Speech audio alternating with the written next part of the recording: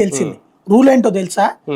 అలా తేడా వచ్చిన ట్యాంకర్ వెనక్కి పంపించడంతో పాటు ఇప్పుడు ఏం చేయాలి, అర్జెంటుగా ఇంకొకరి దగ్గర కొనాలి మనం నెయ్యి, ఎక్కువ రేటుకు కొనాల్సి వస్తుంది. అలా కొన్నప్పుడు అయ్యే ఖర్చు ఏదైతే ఉంటుందో డెమరేజెస్ అంటారు అనమాట, అది వీళ్ళు కట్టాలి ఈ ట్యాంకర్ పంపించిన వాళ్ళు. ఇది రూలు టీటీడీలో రూల్స్ చూస్తే అది కనబడుతుంది. అట్లా పెనాల్టీలు వసూలు చేసినవి ఉన్నాయి అనేక సంస్థల మీద. కాబట్టి ఇది ఒక నిరంతర ప్రక్రియ.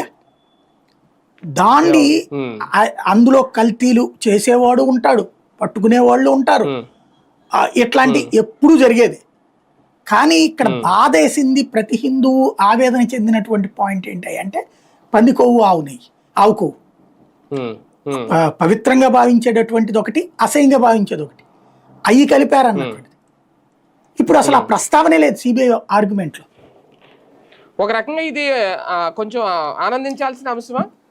భక్తుడుగా నేను చాలా సంతోషించాను. At the same time palm oil ఇష్యూలో కూడా చర్య తీసుకోవాలి ఖచ్చితంగా. ఇది తప్పే నేను అనేది, దాంతో పోల్చుకుంటే అదే అంటే ఒక పెద్ద చండాలంలోంచి చిన్న చండాలం అన్నమాట.